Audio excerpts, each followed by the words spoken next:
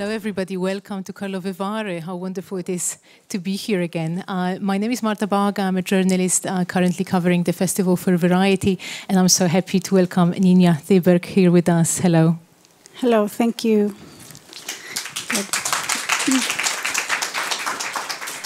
I'm so happy because you got to see the film on the big screen, and I know that you've waited quite a long time for that. How was it? I mean, because the film was chosen for Cannes, the Cannes that didn't happen in the end. Then it was in Sundance. So is it a big change now to be here surrounded by people? I mean, you just gave an autograph to somebody, so I guess it must be fun. Yes, I had that as like my imagination during the whole process, like the moment that I would walk up on the stage and like see the audience. Like that's been my, you know, in all the hard moments, you know, when you're suffering during your process. Like I've had that as like a goal, but then it's been so weird with having the online premiere and just like never being able to actually see the people or like meet them. So yeah, this is. It's a huge thing to see the film, because even though you know that people are watching, it's a different thing to actually like see them watching, or like also be able to sit in the audience and like hear their reactions, and that is it's a super important thing, because you put so much work into it because of the audience. Like the audience is the goal, like that's why you make the film. So yeah, especially because it's been quite a long journey for you. It's been many years developing this story, developing this film. I guess we're gonna hear about it a little bit more, but I wanted to ask you, because in some interviews you mentioned that you used to be this anti-porn activist, and I was actually wondering, what does it mean exactly, and what did you do, and maybe what made you change that idea and just wanted to explore it a bit further? So yes, it's been a very long journey, about 20 years since I started working on this subject.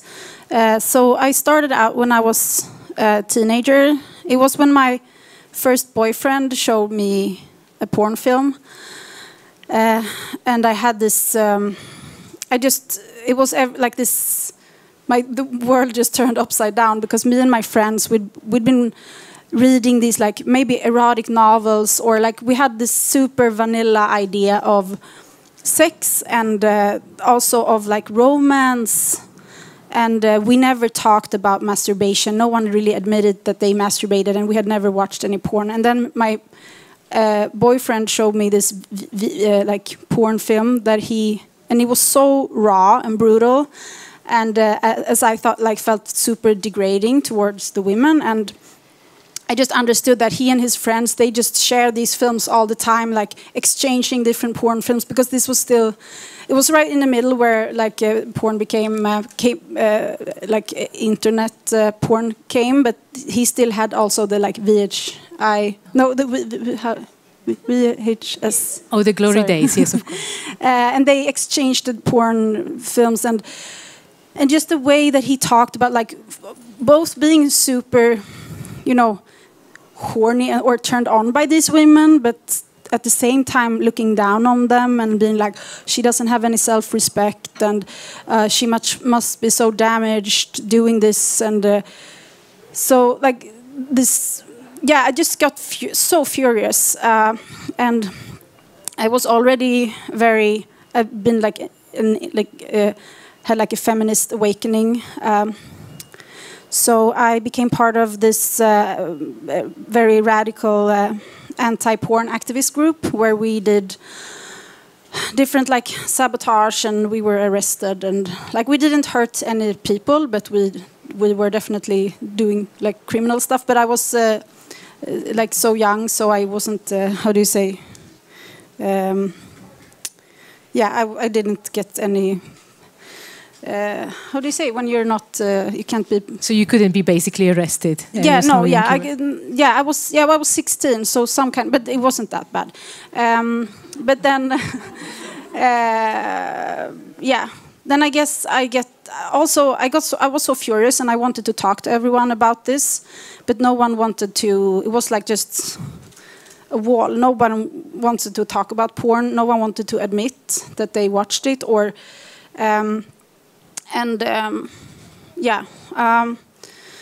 so I think I started to like really dig into the subject, and from there it's been quite a journey, because after a few years I started to be more nuanced, because at first I was like, I want to destroy all porn. I saw like the porn industry as my main enemy in life that I was gonna like destroy, and then I learned more, and I started to study film science, and I became more interested in, or aware of like the problems with just looking at this from one angle, where like I just saw everything as like the male gaze, or like women in a sexual context were just victims for like just being sexualized and objectified in a way where I started to feel like that there was a lack of positive representation of female sexuality.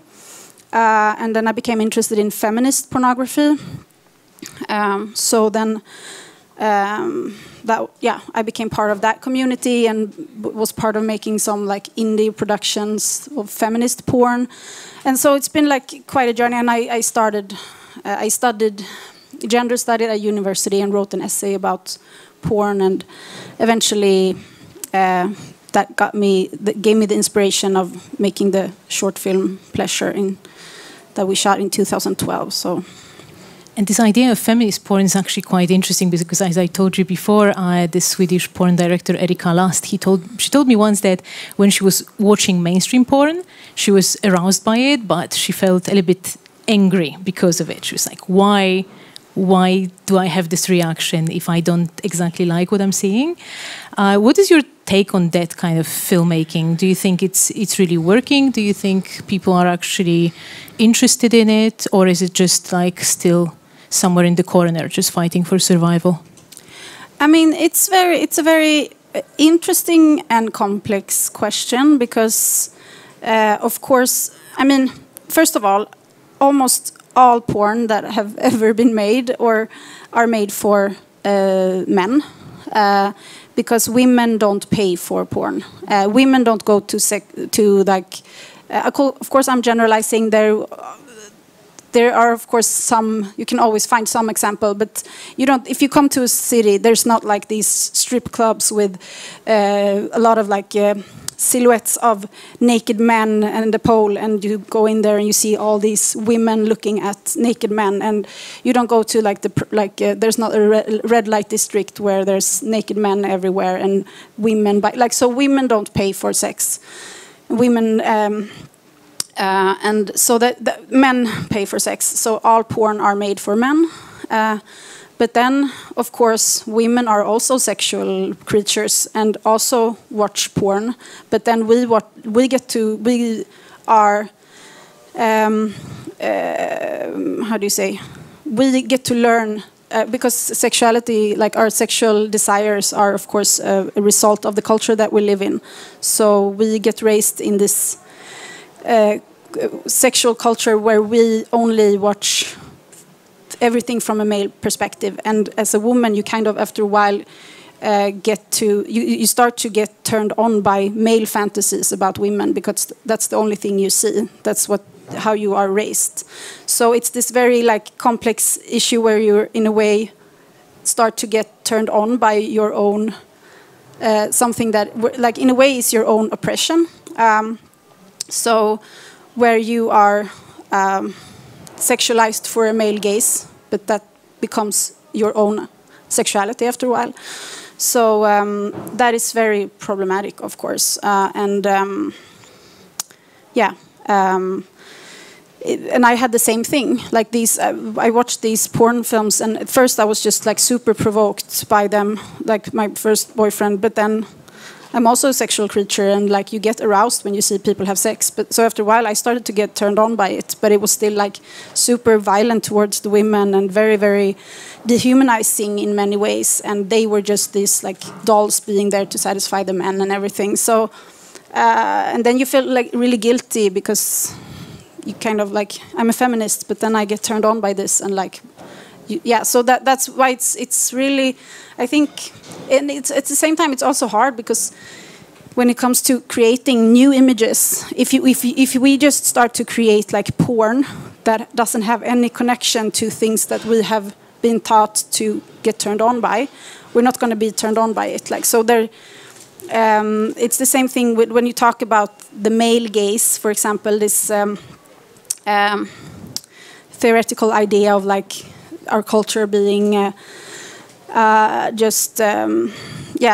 like the male gaze has like influenced our culture in a way where even women start to produce, like we have an internalized male gaze, so even women start to objectify women the same way men do, and that's really interesting in these days now with like social media, where women, it's like in a way I see it as like a male gaze turned into a female gaze, like an internalized male gaze being a female gaze built on like it's super complex and but also very fascinating, I think.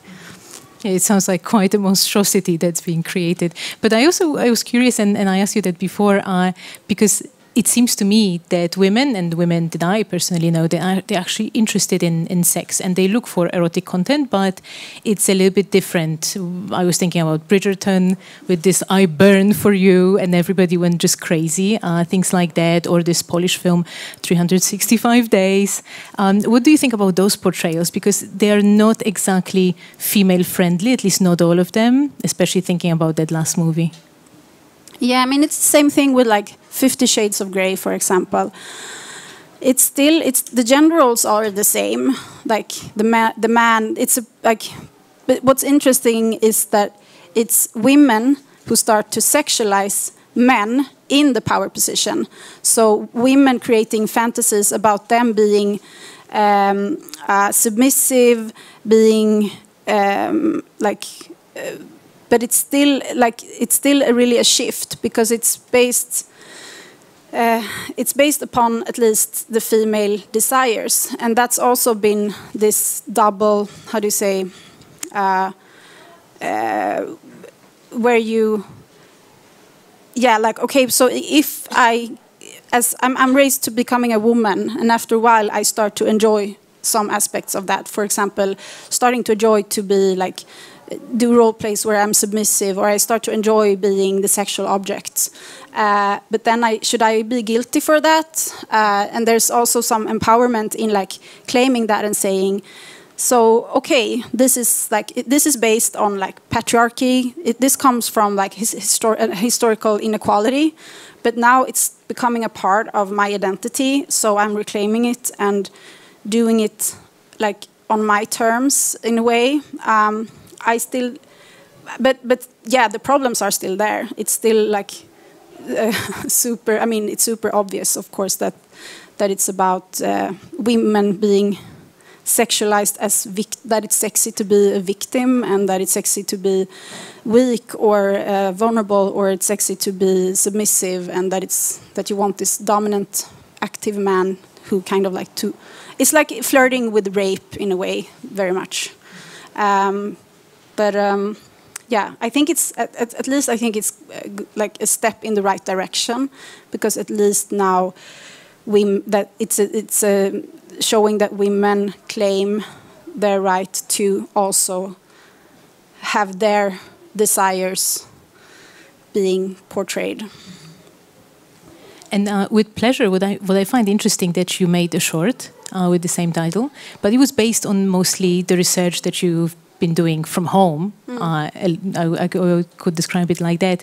And then to move into the feature, you actually decided to go there for 4 years, if I'm not mistaken, and actually get to know this business, get to know the people who chose it as a profession. Like, why did you decide to do it? Because it's a huge change. And how was it at the beginning? Because I can imagine they were a little bit suspicious, maybe.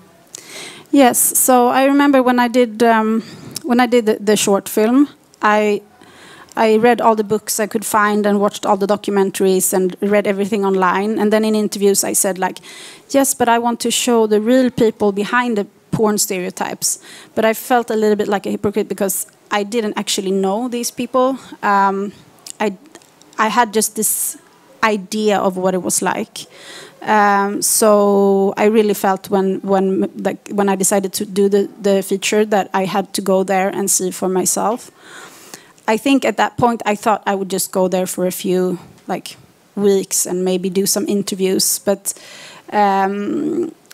it just when I got there, I felt like nothing was the way I expected it to be, and I felt like I had a story, but I just realized immediately this story is super stereotypical. I'm falling into all of the I'm reproducing all of the mistakes in a way.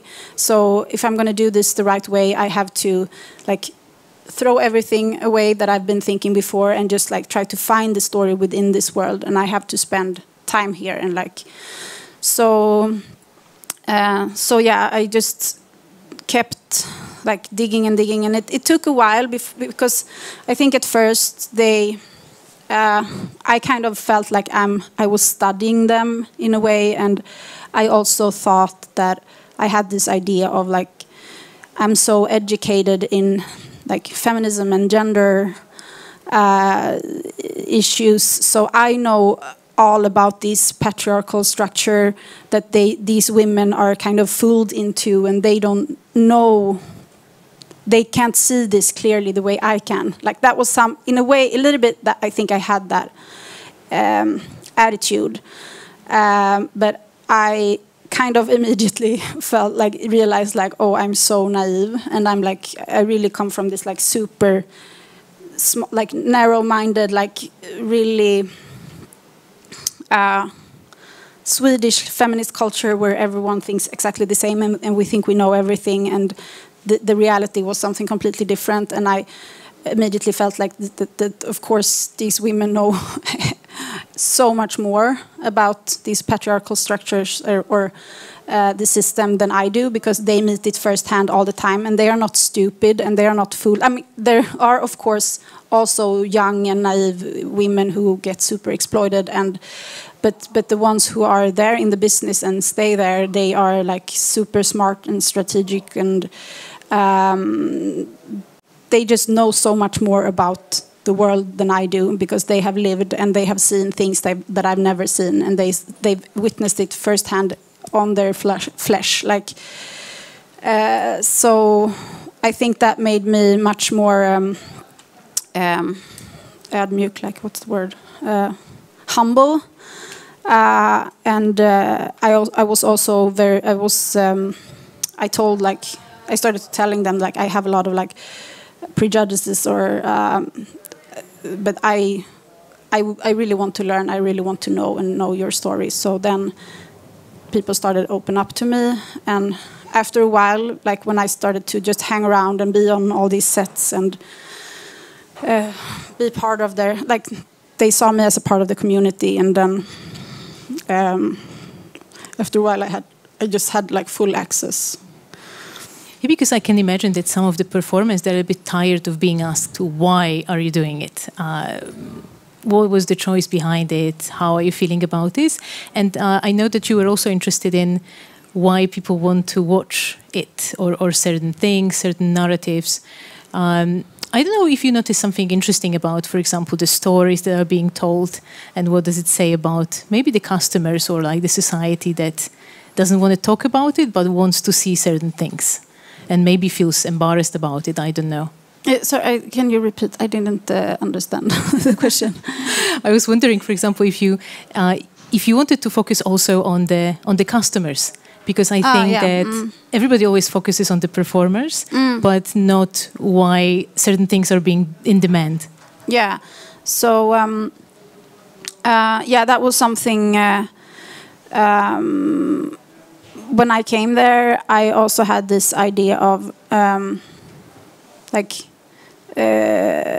this situation. For example, when I was on a porn set and there was this two black guys. They were 40 something, big, and there was this tiny girl. She was half their age, 18 to 20, and she had wore those schoolgirl uniform, something like that, super. And the director gave her instructions oh, you're gonna like look like a scared bunny. You should look like really scared of these big black cocks coming to molest you. And I was like I was so like upset and like writing in my like notes about like how they were so like sexistic or racist and everything. And then the director turned to me and he said like, was like, what's wrong with you people? Like, why are you making us do this? Why do you want this? And then that was really a shift for me, where I started to understand that we put like the blame on these things on the people making the porn, and we kind of see it as them being the perverts or them being the responsible for this content, while they see it the other way around. They like really laugh at us or like shake their heads at us the mainstream people, or like because they feel like we are fucked up that want this type of porn, and they are just workers who give the customers or the audience what the audience want. Like they adjust their content to what people are searching for, and they have these numbers on like what clips people click at, and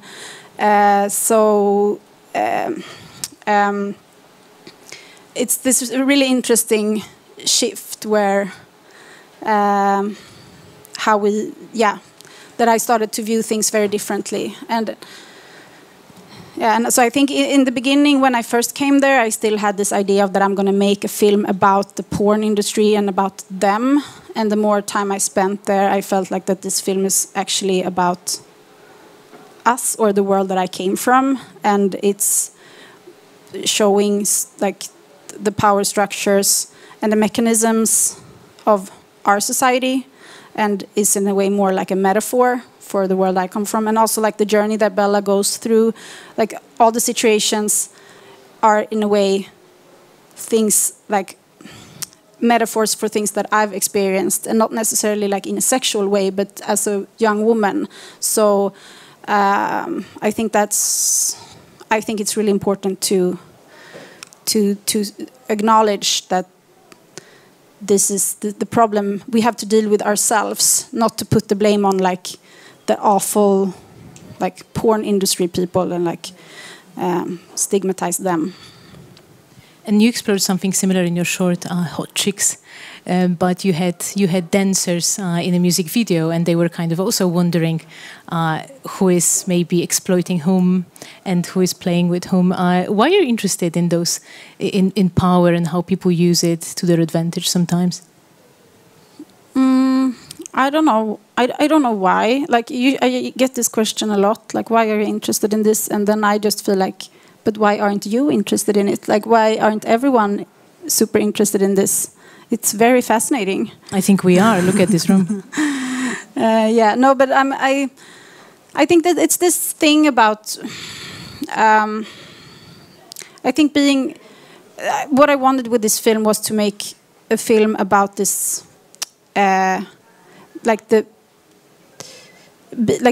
being a subject and an object at the same time. Like as a woman, when you objectify yourself, you're splitting in two. So at one hand, you're like the puppet master behind, like you're the director of your own image, and you see yourself from the outside. Also this thing with like sometimes playing, like gaining some advantages or privileges by playing the role of the submissive toward the man. So it's really complex. It's not as easy as just like the woman always being just only the victim in this power dynamic, but also but that is a part of like womanhood, is to learn the strategies of how to dealing with being in a way the second sex, or the beautiful sex, or that's your biggest. Sometimes for a lot of women, their biggest asset is like erotic. That they have some like erotic capital, but then they have to play about this male fantasy of being this like young, stupid. Like usually those the male fantasy are based on creating the idea of the man as superior. And I wanted to ask if we have any questions already. Yes, we do. I don't know if we have any microphones, but maybe you can just yell. Oh no, somebody's coming.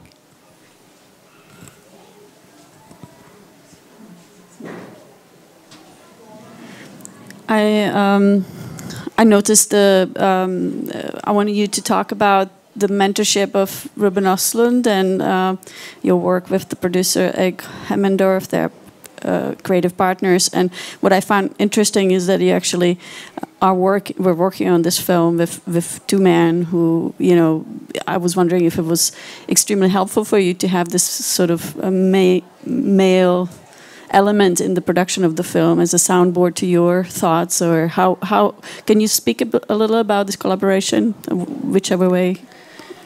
I mean, Ruben is a very big inspiration for me, and he's been a mentor, and I really, really admire him and respect his work. But it's not like when we talk about these issues, I don't really. I still think he's very uneducated about a lot of it, and so like the same thing with I think that part of like me wanting to tell something from a female perspective. It's not like that I have gotten a lot of help with that part of the project from them, but even though for me it's important to try to communicate in a way that I want to reach an audience as big as possible. So in a way it could be good. It had been good to use them as, you know, if I do it in a way where they understand it, because if I just talk to the, you know, my group of people, my female friends who understand exactly what I'm saying, then it's not going to be able to reach out as far. So it's like sometimes it's like they play like the bad cop thing where they like, I don't understand, blah blah blah. Like, and if I can convince them, then I know that I've like, then I can communicate better. But yeah, but it's been like, of course, very helpful for because they are so established and like because of the subject, it's always been helpful to have this like quality stamp when it's like that. First, of course that the pleasure got into the short film got into Cannes, and then also that platform is considered like fine art. So in many situations, it's been like, I think helped a lot, because then people are like, oh, but now it's art, so then we can talk about it and deal with it, and it's a way a pity, because that was also one of my goals too. I had that really like to get the film to premiere in Cannes and bring the cast, the real people, because everyone in the film are, except Sofia who plays the main character, everyone is from the real porn industry, and to have them to bring them there and be on the red carpet and be like on this press, like that people would have to respect them and talk to them and listen to them in that, because it's like it's literally like the movie of like the bad taste movie, or like the ugliest culture movie taken to the finest culture like film room. So unfortunately COVID came and ruined it for me. I'm sorry, but how did it happen that they came on board? How did it happen that they got on board? I met Ruben we got to know each other, and he had seen my short films, and he just said that he thought that I should come to Platform, so I did. Do we have some more questions? So just raise your hand so I can see you also for later. And if not, oh yeah, there is somebody. Please. I was just wondering if, after doing so much research about sexuality and sex and porn, like if your own sexual experience has changed, like maybe a bit too personal question, but yes.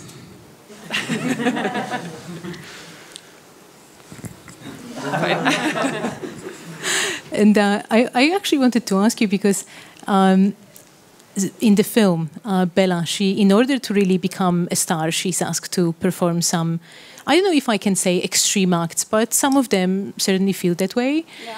Is it something that you really noticed now in the industry? Is it necessary? And also, how did you want to show it in your film? Because there is so much talk going on around how to show intimacy and sex, and we talk about intimacy coordinators these days. I wonder, how did you figure it out? Yeah, so your first question, it's definitely, like I tried to make it as realistic as possible, and that's been all these things in the film, like Spiegler, he's for real, Spiegler girls are for real, and that is like if you don't want to do like anal or rough scenes, it's really hard to get work, because it's really hard to get work, that much work that you would get famous and build a name and become rich for real. So that is definitely like a premises.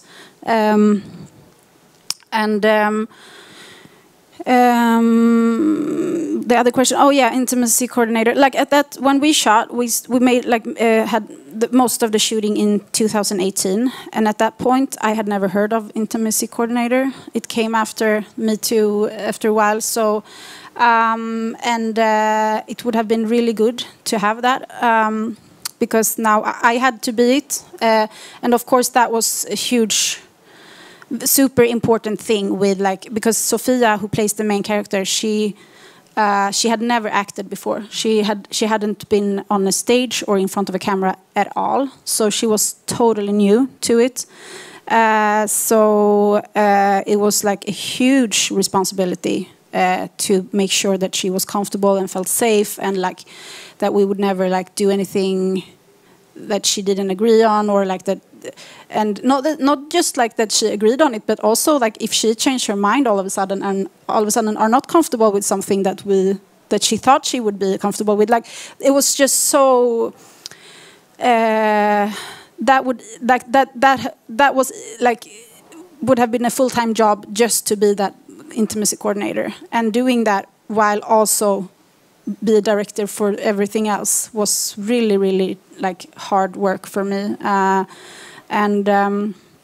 think what was really good was that she was part of, like she came to LA like 6 months before we started shooting, and she was really like a important part of the process before. So we developed a very close relationship and collaboration. So she was part of developing the script. Like I rewrote the script after finding her, and she changed a lot. And she was also very helpful. Like she was part of like having a lot of ideas for the script, and then the whole procedure. Like we had her. She was part of the casting process. So she had like no one got a part before she had met them, and like. So she was also like got to be part of like choosing who to play with, and so that she would be very like comfortable with everyone that she did the scenes with. And we had she became friends with and she came to porn sets with me and got to do like interviews with girls, and she became friends with some of the girls, like really, really close friend, and we had some guys, especially one guy who we got to know really well, and he came to the house like weeks before shooting and just rehearsed all the scenes with her, and like trying out all the different positions and angles, and so there was a lot of like and that helped, of course, because she really knew why we were doing what we were doing. She knew the purpose of it, and sometimes when it was hard, like for her, she also felt that she was doing like something, like that she was a hero in a way, to like, yeah, this is hard, but I'm not having sex for real. So imagine all the girls doing this for real, like, and I'm telling their story, so that she, yeah.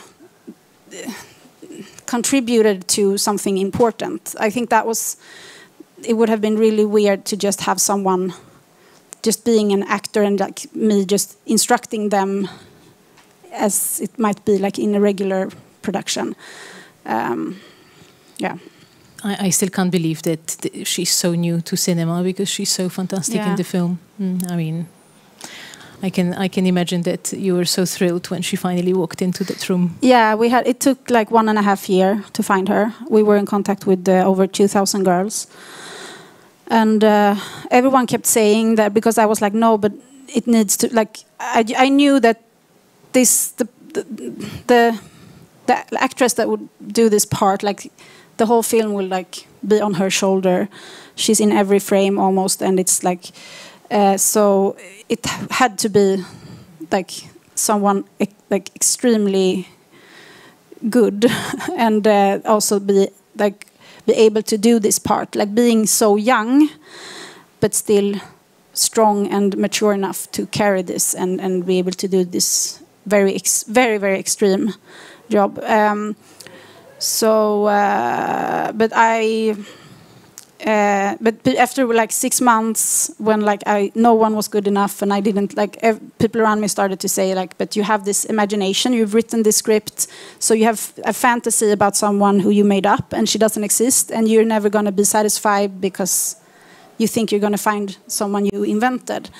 But I had that really strong like stomach like feeling with like, no, she's out there somewhere. It's really cliche, but yeah. And yeah, I'm really like glad that I pushed it, because yeah, finally we found her, and then everyone was just like so amazed how good she was. Even her, like, she didn't know that she could act like at all. I remember the first audition. She came, she was super nervous, and we did the scene, and she started to cry in the scene. It's a scene that was not in the film, but it's like a scene when she comes home and meets her younger brother who's been bullied in school because her sister did porn, and yeah, and she started to just like, she was so believable. She like started to cry, and then afterward, like when I was like, okay, thank you, she was like a bit in a shock because she didn't know that she had that capacity, or like talent, or whatever you want to call it, like the ability to really go into something, and she was like, wow, what just happened, like, was that me? So yeah. Well, it's always about finding the one, also in films, apparently. But you mentioned something before, that it was important for her to feel comfortable, but also to say, I know we talked about it and we planned it before, but now it doesn't feel right. And I wanted to ask you about the scene in the film, which is quite disturbing, because this is a kind of example of that, when you saying, no, I'm not feeling comfortable anymore, can be treated as you not being professional. That's the argument I think those guys are using at one point. Would you mind telling us a little bit about that? Yeah, I mean, it was really, in a way, like the hardest scene to do, but also in the way not because we knew the nature of the scene. That was also the scene that we had prepared the most, and everyone was really like, because I didn't have an intimacy coordinator, but I had this thing where I said everyone in the team are allowed to say cut at any time if they feel uncomfortable, if they feel like we're pushing something too far. And also I had, like, Sofia had her best friend coming from Sweden to sit there, and she was always like sitting next to her when we shot and like looking at Sofia, and she was also allowed to say cut at any time if she felt that like Sofia would push herself further than healthy, or like because it's really hard, like, even though, I mean, of course she was always allowed to say cut if she like, or stop or whatever. But that is really hard. Like, you want to be a good girl. You don't want to disappoint people. And so, but I think the most, like, what really helped was that Sofia herself, she really wanted to make it a strong scene, and she had we rehearsed it a lot, and she didn't have any problems with the pain, because they do pull her hair like for real and like slap her a little bit, but then also we found ways of like when it looks like they are pulling but she holds there, like there's a lot of trick you can do. And when they're strangling her, they're not strangling her for real, but she presses her face back, so like she's like suffocating herself, like there's a lot of those tricks that you can do that makes it look much worse than it actually is. But in like she says that was in a way the scene that she also enjoyed shooting the most, because it's when you do that kind of like, it's a little bit like, you can compare that to like BDSM in a way, where if you do it in a very safe environment where you trust people to push yourself and like go through, like it could be like a very therapeutic thing as well, or like because and after, you know, as soon as they said cut, like this guy started to like caress her and like hug her, like they were like super tender towards each other between the takes.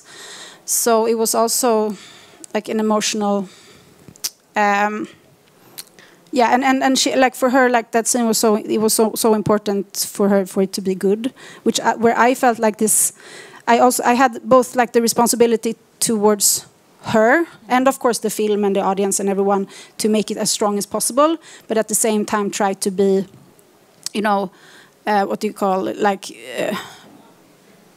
am I like make sure that I don't push it too far, but yeah, but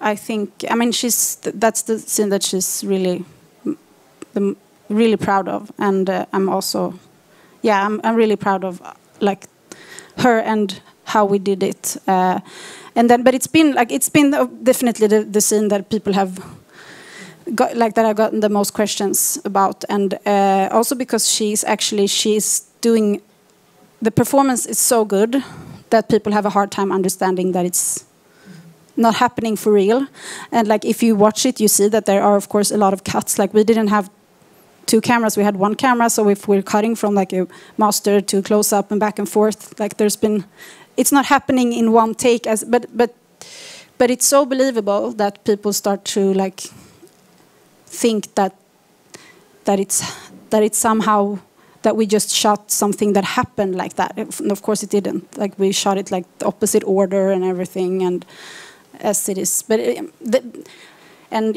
but I guess the nature of the scene makes people very, very emotional or upset. Mm. And speaking of BDSM or things like that, the scene, that actually made me think of another scene from the film. The one that's shot by a female director, and the one that actually feels like the most professional set of them all. And it's actually shot by Adrienne Starr, who also has a very interesting story. Would you mind kind of explaining like, how did you invite her over, and how did you want the scene to be like? Because she does feel like she's taken care of in that scene. At least that was my impression. I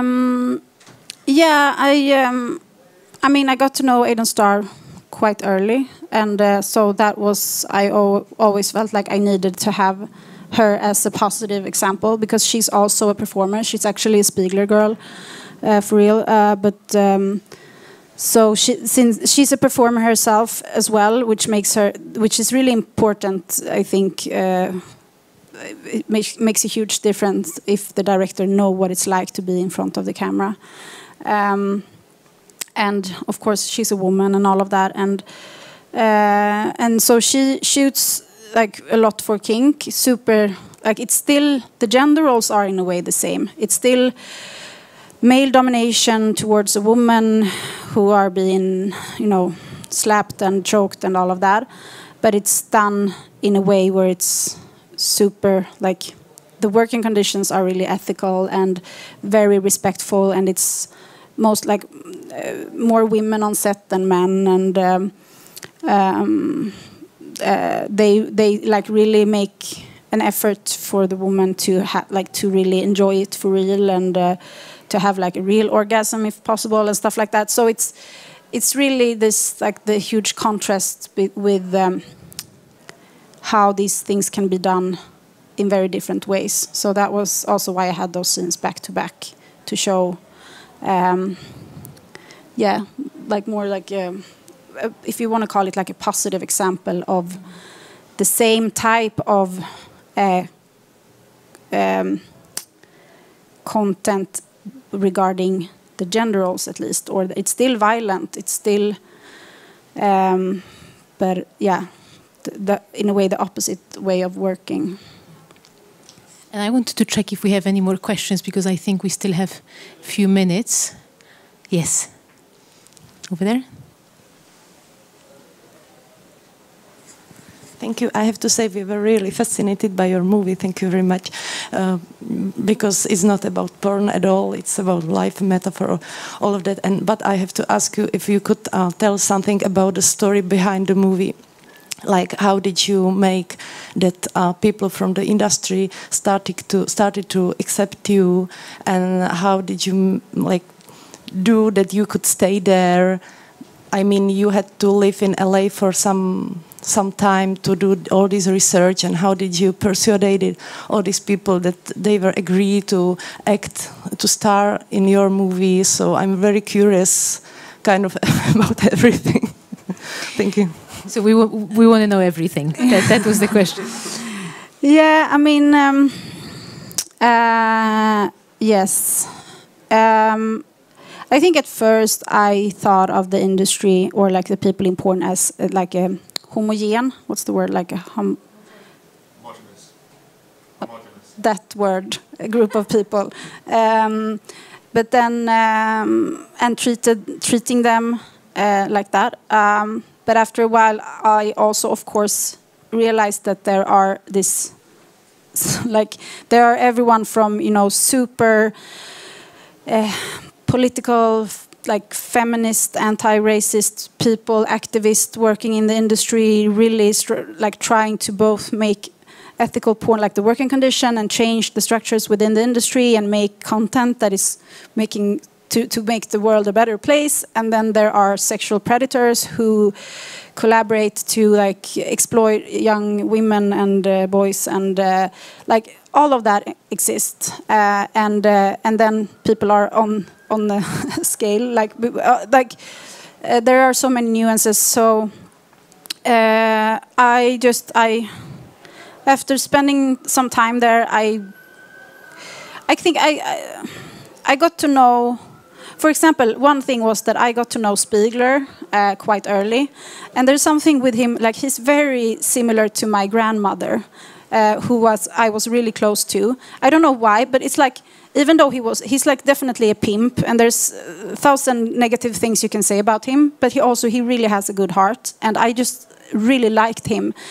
So I started to hang out with him a lot, which really helped, because he took me to all these places and kind of took me under his wings. And so I started to like really see the structures and learn. And then the people who were, that I could really like, that I felt like we are on the same team. We do want things to change, and we care about, like, we want to fight this like destructive, like the negative, like the power structure or like exploitation. We want to, like, them. I could just like talk, like be honest with them about my intention and get their help. And then there were these other people who I just have to be very like men in power positions, where I had to play my card on like female strategies, like being like, one thing that really worked that I learned was to be impressed by them and be. So, like, the way I got... You don't say. No. The way I got invited to one of the most, like...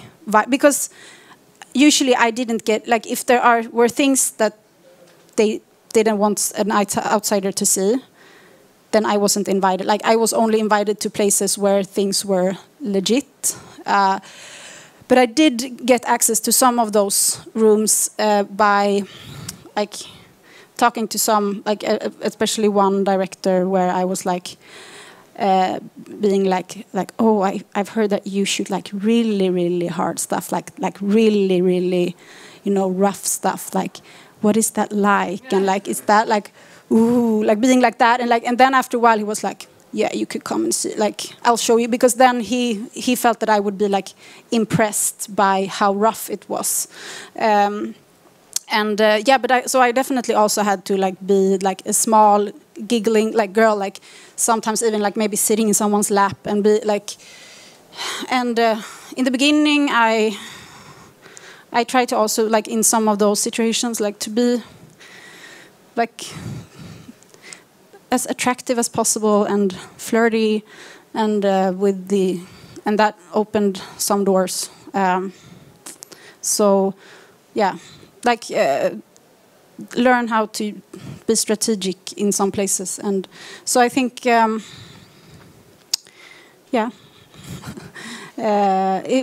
after like really I would say most of the people, at least like the performers, there are, because it's different when it comes to the ones making money, or like the ones who kind of want to keep things the way they are because it benefits them. But the performers are, most of them are like really just open and want, I think, being honest and just saying like, I really want to know, I want to learn, and showing that I like to really listen to them as well. I decided when I got there, I decided to like challenge myself and start like to see like what will happen if I start to believe what they are saying, instead of being like, oh, you have to lie to yourself and say this in order to survive, or like this is your mental strategy in order to not feel like a victim, or all those things, like to analyze someone and think that I know something that they don't, or like, yeah, just analyze people. What if I just start to believe what they're saying and accept their view on things and just like take that as the truth? What will happen to me? And when I started to do that, everything changed for me. And I was able to really see things from their perspective. And then I think, and that also like the type of question that I started to ask made them understand that I was on their side in a way, because it's also a matter like if you start to say like, but why are you doing this? Of course, you're judging someone, like, and then they immediately feel like they, yeah. I think we still have time for one or two questions. Yes.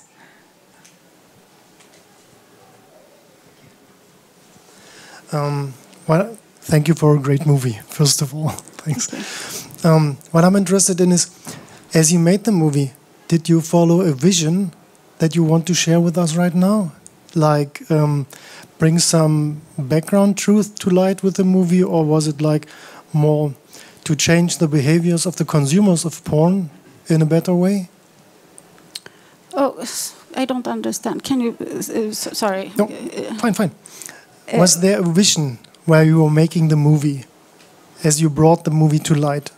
What was the vision or the mission with the movie? The mission with the movie, for me?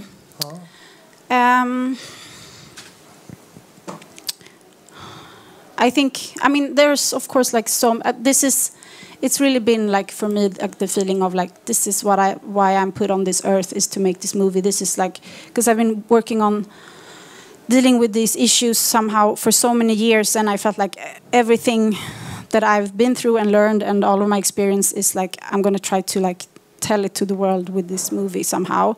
So then there are so many things that I want for the film to be, but one thing is for it to be like create a way for people to start to talk about these subjects.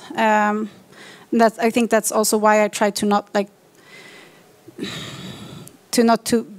write too much on the nose, like to really make it in a way where people have to think for themselves, and that you can make different interpretation of the scenes depending on who you are. Like that's I find that really interesting when I hear people talk about the film and they have seen different films, and they think that they assume that I made the film that they saw, but someone else saw a completely different film, and that I think that is a good thing because,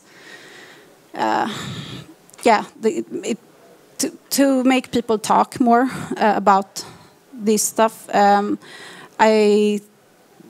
Then of course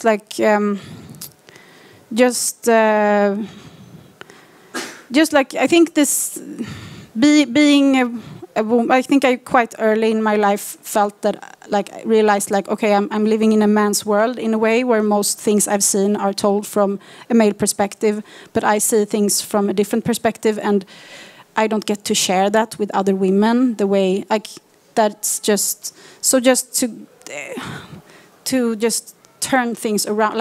I think, and that's why this, I would say, the porn industry is the perfect place to do this, because that's where the women are, that's the most objectified position a woman can have in a way, and it's the male gaze to its most extreme point, and to do a story about that woman and turn it around and make it from her perspective is, I felt like I could really make a point. But then also to something that really trigger, something I get so upset about is the way people stigmatize sex workers but still consume their work and put the shame that they feel. That's the relationship. That's how the the whore or hooker is constructed. A man, the idea of putting the shame of your own sexuality on the woman, where she's the shameful one, she's the sinful one, she's the one making you do these things, and then you are clean and you put everything on her, and she gets to carry your guilt. And I think that's what people are doing with the people in porn, how consumers look down on them but still consume their work. But so just trying to, one goal is for people to not be able to watch porn the same way, to not be able to dehumanize people in porn the same way after seeing this movie. I think I've seen another hand raised, or maybe somebody was just stretching. So this is, I think, the last chance if anybody wants to add something or ask something. Oh, we're back, yeah? Sure. Sorry. Did you get the impression that some of the porn directors in the industry only did cooperate with you because they saw the chance that you could polish the porn industry or even bring their names to Cannes?